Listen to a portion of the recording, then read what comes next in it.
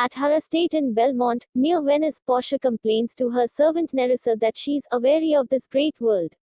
Nerissa observes that to be rich and have everything, as Portia is just as depressing as having nothing, it would be better if she could choose to live a more moderate, ordinary life.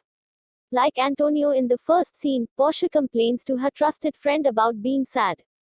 Nerissa, like Celerio, first offers a materialistic explanation. Portia is depressed by having too much money and possessions. Portia replies that in fact she's frustrated by her total lack of control over her romantic situation. Portia and Nerissa discuss their situation. Portia's dead father specified in his will that she couldn't choose her own husband. Instead, when he died, Portia's father left behind a riddle. Anyone who wants to marry Portia must choose one of 3 caskets chests, each marked with a clue.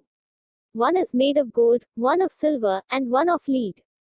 Only the man who chooses the correct casket can take Portia as his bride. Portia has more concrete grounds for being depressed. Her father's will has entrapped her in a legal contract that leaves her with no control over her love life. The will gambles her whole fate on the, as yet mysterious, riddle of the caskets, which her suitors must interpret. Nerissa asks what Portia thinks of the foreign princes who have come to woo her so far.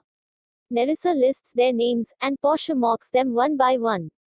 The Neapolitan. He reminds her of a horse. The prince from Palatine. Hamolis. The Frenchman. Boring. The British baron. Too ignorant even to speak to Portia, knowing neither Latin, Italian, nor French, and badly dressed to boot. The Scottish lord. Didn't even have enough money to come on his own, he had to borrow from the Englishman.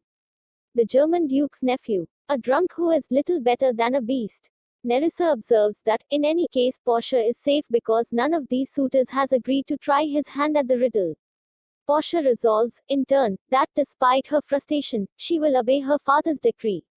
Portia's speeches show that she is witty and self-possessed, but also cruel and prejudiced, as well as materialistic, on occasion, for instance, when she rejects the Scottish lord for not having enough money. Dismissing her German suitor as a beast, she also makes the first of a number of animal insults that occur throughout the play, usually applied to Shylock and used by the Venetians to question the humanity of Jews. Yet despite her frustration, Portia will remain within the legal framework willed to her. Nerissa asks Portia whether she remembers a Venetian man who once came, Bassanio. Portia does, fondly. Just then, a servant enters. He informs Portia that the suitors who have been at Belmont are departing and that the Prince of Morocco is coming that night. Portia remarks that she is happy to see the others go, but that she would rather be murdered than marry a man with the complexion of a devil. For the first time, Nerissa and Portia show some hopefulness about a prospective suitor. But confronted with the prospect of Morocco, Portia again demonstrates her bleak outlook about her marriage. She also gives a hint of ethnic prejudices she will later reveal more fully.